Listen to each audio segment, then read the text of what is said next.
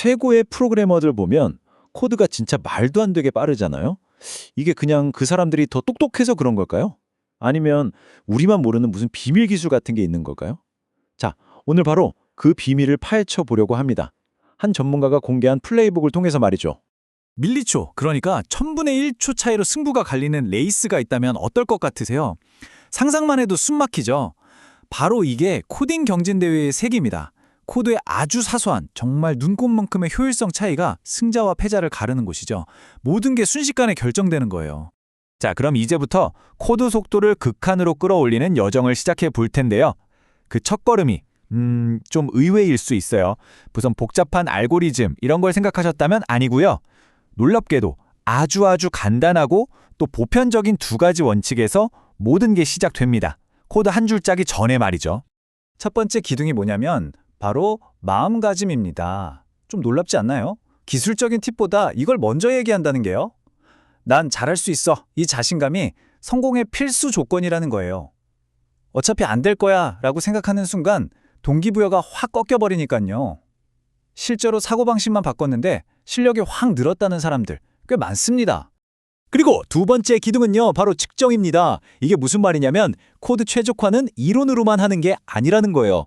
이게 더 빠르댔지? 이렇게 추측만 하면 절대 안 됩니다. 내 컴퓨터, 바로 그 목표 기기에서 직접 돌려보고 시간을 재봐야 해요. 왜냐면요, 컴파일러나 운영체제, 하드웨어가 조금만 달라져도 성능이 진짜 천차만별이거든요. 자, 마인드셋은 이제 갖췄으니 본격적으로 기술적인 핵심으로 들어가 보죠. 코드 속도를 좌우하는 기둥들, 그 핵심 최적화 기술들을 하나씩 살펴볼게요. 메모리부터 시작해서 여러 가지 재미있는 코드 해킹 기법들까지 다뤄볼 겁니다.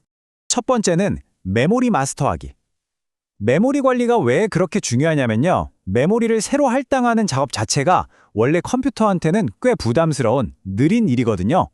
그래서 해결책은 의외로 간단합니다.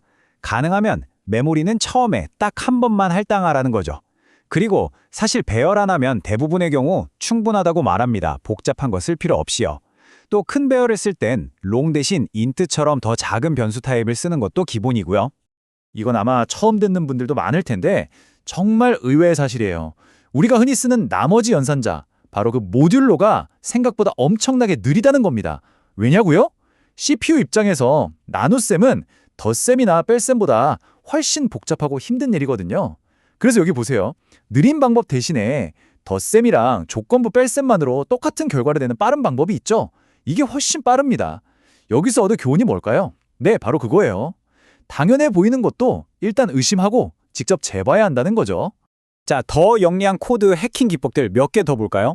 핵심 아이디어는 미리 해두기예요. 계산할 수 있는 건 모듈이 미리 계산해서 배열에 딱 저장해 두는 거죠. 또 하나 재밌는 건 2차원 좌표를 1차원 값 하나로 합쳐버리는 건데요. 이것만으로도 속도가 10에서 30%나 빨라진다고 해요. 그리고 그리드 문제 풀 때 경계 바깥쪽에 가디언이라고 부르는 여분의 공간을 두면 지금 경계를 벗어났나 하는 체크를 일일이 할 필요가 없어져서 코드가 엄청 깔끔하고 빨라집니다. 와, 이건 진짜 거의 마법에 가까운 기술입니다. 빠른 초기화 배열 기법인데요. 우리가 코딩하다 보면 큰 배열을 싹 비워야 할 때가 있잖아요. 근데 이게 생각보다 시간이 꽤 걸리거든요. 원소 개수만큼 시간이 드니까요. 이 기법은 그 작업을 그냥 눈 깜짝할 사이에 1시간 안에 끝내버립니다. 어떻게 그게 가능하냐고요? 실제로 값을 지우는 게 아니에요. 대신에 이 값은 이번 판에 쓴 값이다 라는 도장을 찍어주는 거죠. 별도의 배열과 카운터를 이용해서요. 그래서 초기화할 때는 그냥 카운터 숫자 하나만 딱 올리면 끝나는 거예요. 정말 기발하지 않나요? 자, 지금까지는 순수하게 내 코드의 속도를 높이는 방법에 집중했죠. 그런데 만약 내 코드가 다른 사람의 코드, 다른 봇과 경쟁해야 하는 상황이라면 어떨까요? 여기서부터는 완전히 새로운 게임이 시작됩니다. 바로 메타게임의 세계로 들어가 보겠습니다. 메타게임이 뭐냐면요. 아주 간단해요. 정해진 최고의 전략이라는 게 없는 게임을 말합니다. 내 최선의 수가 상대방이 뭘 하느냐에 따라 계속 바뀌는 거죠. 우리가 하는 가위바위보를 생각해 보세요. 상대가 계속 주먹만 내면 나는 볼을 내는 게 최고의 전략이잖아요. 바로 그런 겁니다. 체스나 포커도 마찬가지고요. 근데 이 메타게임이 정말 골치 아픈 게 몇 가지 있어요. 첫 번째 도전 과제는 평가가 믿을 수 없다는 거예요. 내 코드가 내 봇이 얼마나 좋은지 객관적인 점수가 없어요. 그냥 상대방을 이겼냐, 졌냐 그 결과뿐인 거죠. 두 번째 문제는 피드백에 노이즈가 너무 많다는 겁니다. 그러니까 내가 이겼다고 해서 내 전략이 꼭 좋아서 이긴 게 아닐 수도 있어요. 그냥 운이 좋았거나 상대가 실수를 했을 수도 있죠. 반대로 저도 마찬가지고요. 이러니까 내가 뭘 잘했고 뭘 못했는지 정확히 알 수가 없어서 다음 단계를 추측에 의존해야 하는 상황이 와요. 그리고 마지막, 이게 진짜 무서운 건데요. 끊임없는 카운터 공격입니다. 모든 경기 기록이 공개되기 때문에 누구나 내 봇의 움직임을 분석할 수 있어요. 그리고는 얘는 이럴 때 이렇게 움직이는구나. 그럼 난 이렇게 해서 이겨야지 하고 나를 저격하는 카운터 전략을 들고 나오는 거죠. 그러니까 한 번 이겼다고 안심할 수가 없어요. 계속해서 발전하고 변신하지 않으면 바로 잡아먹히는 겁니다. 자, 이렇게 코드 속도를 올리는 온갖 기술부터 다른 사람과 경쟁하는 메타 게임까지 정말 많은 얘기를 했는데요. 그런데 이 이야기의 끝에서 우리는 아주 놀라운, 어쩌면 좀 허무하기까지 한 결론에 이르게 됩니다.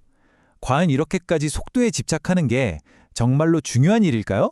여기서 이 플레이북을 쓴 전문가가 놀라운 반전을 던집니다. 솔직히 말해서 5% 미만의 속도 향상을 위해 쓰는 건 별로 추천하지 않아요. 그 시간에 파라미터 튜닝하는 게 훨씬 쉽고 효과적입니다. 라고요. 와, 정말 의외죠? 결국 진짜 실력이라는 건 단순히 코드를 빠르게 만드는 능력 그 자체가 아니라는 겁니다. 진짜 중요한 건 무엇을 최적화해야 가장 효과가 클지 아는 것, 그리고 더 중요하게는 언제 멈춰야 하는지를 아는 지혜, 바로 그게 핵심이라는 거죠. 그래서 마지막으로 여러분께 이 질문을 던지고 싶습니다. 이건 단순히 코딩에만 해당되는 얘기는 아닐 거예요. 우리가 하는 모든 일, 모든 노력에서 최고의 성능을 추구하는 건 물론 중요하죠. 하지만 그 과정에서 여러분은 언제 이만하면 됐다고 결정하시겠습니까? 그 멈춤의 지혜에 대해 한번 생각해 보시면 좋겠습니다.